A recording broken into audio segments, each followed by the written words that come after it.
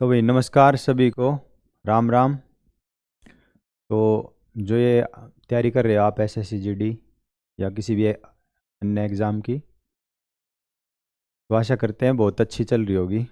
तो एडवाइट क्लासेस में आप सभी का बहुत बहुत यहाँ पे स्वागत है। तो भाई जो हमारी पीवाईक्यू की जो सीरीज चल रही है उसको आगे बढ़ाते हैं और शुरू करते हैं। तो इसमें पहला जो प्रश्न है हमारा 73वें और 74वें संविधान संशोधन के अनुसार भारत में डैश स्तरीय शासन प्रणाली है। ठीक है।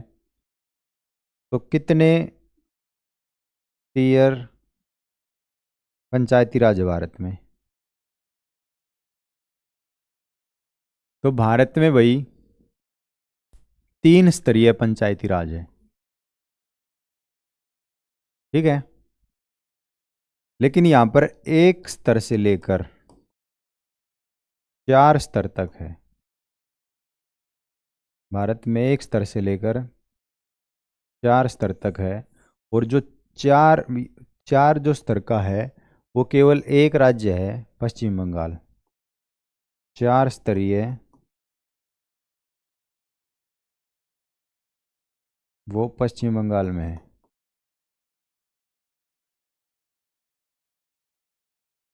तो जो 73वां संविधान संशोधन हुआ था ये आपका 1992 में हुआ था। और 24 अप्रैल 1993 में ये पूरे देश के अंदर लागू हो गया था। और 24 अप्रैल को राष्ट्रीय पंचायती राज राष्ट्रीय पंचायती राज के रूप में मनाते हैं। तो समझ में आया होगा। अगला चलेंगे। अगला है निम्नलिखित में से किस नदी का नाम ऋग्वेद में केवल एक बार आया है? तो जो सिंधु नदी है इसका भी कई बार है और ये उनकी वहाँ पवित्र नदी है। सरस्वती का भी कई बार है, अनेकों बार है। और सरस्वती नदी सबसे पवित्र नदी मानी गई है।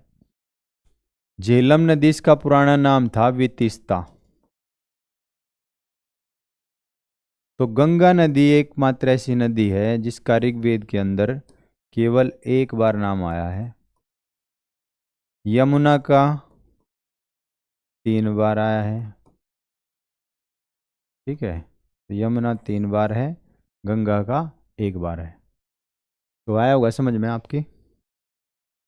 अगला है 1919 में निम्नलिखित में से कौन सी प्रमुख घटना घटी थी?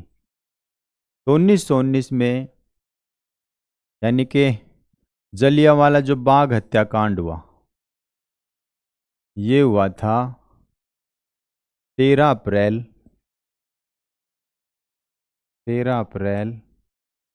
1919 को, बैसाखी वाले दिन। बैसाखी वाले दिन। और ये जल्ली नामक एक आदमी है। जल्ली नामक व्यक्ति का एक खेत था, वो बाग था। तो उसका नाम है जलियांवाला बाग। जलिया जलियांवाला बाग। तो यहाँ पर ये जुलूस निकाल रहे थे। जुलूस निकालने के लिए एक सभा हो रही थी, क्योंकि जो रोलेट एक्ट आया था, काला कानून 1919 का, इसका विरोध प्रदर्शन करने के लिए एक सभा हो रही थी जलियांवाला बाग में। क्योंकि इस काले कानून ने जो विरोध कर रहे थे सत्यपाल और दूसरे थे सैफुद्दीन कीचलू। सैफुद्दीन की चलू, तो इनको अंग्रेजों ने गिरफ्तार कर लिया था। तो इनकी रिहाई के लिए जो है, अपने नेताओं की रिहाई के लिए पंजाब के लोग जलियांवाला जो बाग था वहाँ पर इकट्ठा हुए, और उस चीज़ का विरोध करने के लिए एक सभा वहाँ पे रखी गई थी। तो जो जनरल डायर है उसने वहाँ पे गोलियां चलवा दी थी, तो बहुत सारे वहाँ पे बेकसूर जो लोग मारे गए। बंगाल विभाजन हुआ 1905 में। 1905 में जो भारत का वायसराय था वो था लॉर्ड कर्जन। लॉर्ड कर्जन, ठीक है। उसके बाद असहयोग आंदोलन ये शुरू हुआ 1920 में गांधी जी के द्वारा, लेकिन 1922 में चोरा चोरी घटना होगी तो आंदोलन को ले लिया वापस। चंपारण आंदोलन हुआ 1917 में, और चंपारण है आपका बिहार में। तो राजकुमार शुक्ला के कहने पर, राजेंद्र प्रसाद के कहने पर जो गांधी जी हैं वो पहुंच गए थे यहाँ बिहार में किसानों के लिए, क्योंकि यहाँ पे जो अंग्रेज थे वो 3 कठिया प्रणाली चला रखी थी। ये 3 यानी कि जो वहाँ पे खेत होते हैं उनको कठिया में डिवाइड कर रखा है। तो 3 कठिया का मतलब था कि तीसरे हिस्से पे जमीन के वहाँ पे नील की खेती करनी पड़ेगी, और एक बार जब नील बो दिया जाता था तो उसके बाद दूसरी फसल नहीं होती थी वहाँ पर। तो आया होगा समझ में। अगला देखेंगे, प्रथम भारतीय आदिवासी राष्ट्रपति का नाम क्या है। तो प्रथम जो भारतीय आदिवासी राष्ट्रपति हैं तो ये वर्तमान में हमारी हैं द्रौपदी मुर्मू, ठीक है।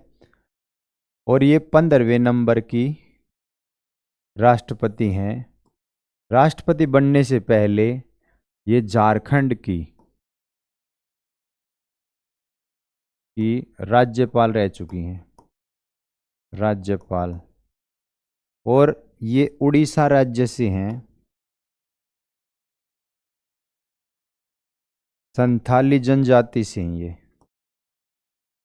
संथाली जनजाति, ठीक है। तो ये पहली महिला है आदिवासी जो भारत की राष्ट्रपति बनी, तो समझ में आया होगा। अगला है, भारतीय संविधान का कौन सा अनुच्छेद भारत के उपराष्ट्रपति पद को अनिवार्य करता है। तो आर्टिकल जो 63 है उसमें बताया गया है कि भारत का एक उपराष्ट्रपति होगा। तो आंसर तो है इसका ये, याद रखने का बहुत आसान है। यो है ना, यो जो दिख रहा है इसी को बना लो यहाँ पे उपराष्ट्रपति।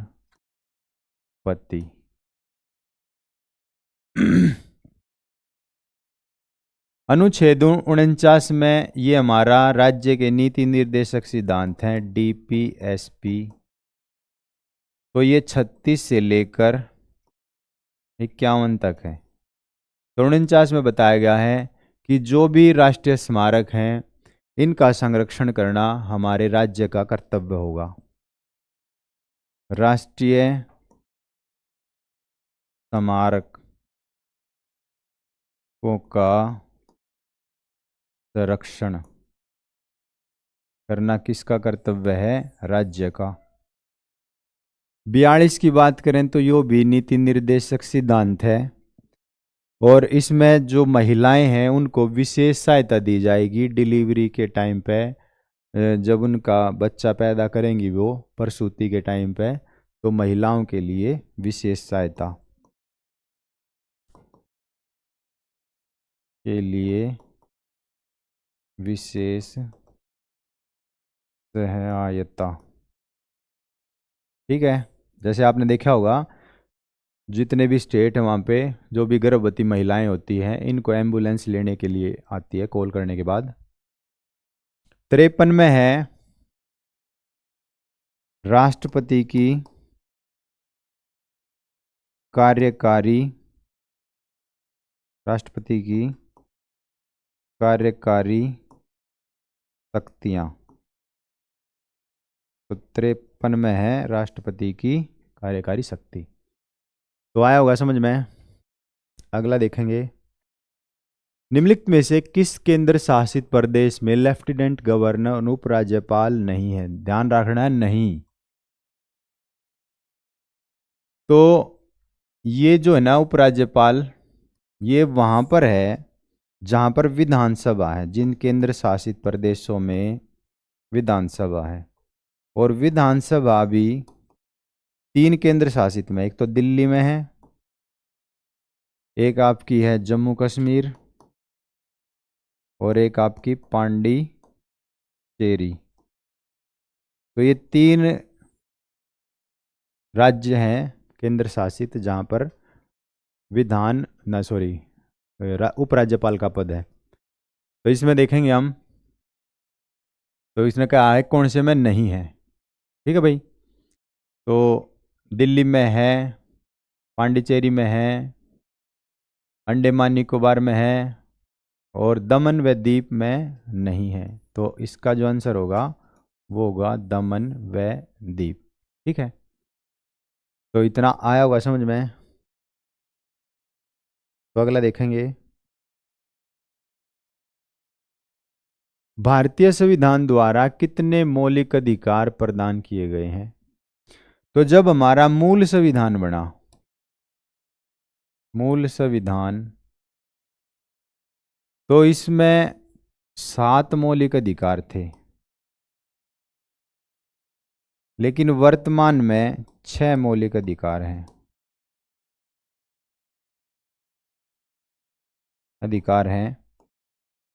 तो जो 31वां मौलिक अधिकार था, संपत्ति का अधिकार, इसको 44वां संविधान संशोधन 1978 में हटा दिया गया, और ये भी हमारा कानूनी अधिकार है, 300A में जोड़ दिया। 300A,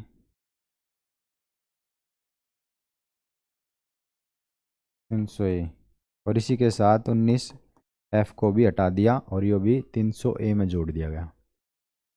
तो आया हुआ समझ में। तो 12 से लेके ये 35 तक है, लेकिन पढ़ाए जाते हैं 14 से लेके 32 तक, और भाग 3 में है। चलो अगला है, भौगोलिक दृष्टि से भारत का सबसे छोटा राज्य कौन सा है? तो भौगोलिक दृष्टि से सबसे छोटा राज्य है गोवा। यदि सबसे बड़ा राज्य की बात करें क्षेत्रफल की दृष्टि से, तो है राजस्थान। राजस्थान। फिर आपका मध्य प्रदेश, फिर है आपका महाराष्ट्र, सॉरी, पहले राजस्थान है, फिर है यूपी, फिर है महाराष्ट्र। महाराष्ट्र। ठीक है, समझ में आया होगा। और छोटे राज्य में है गोवा, सिक्किम, त्रिपुरा और नागालैंड। तो गोवा, सिक्किम और नागालैंड।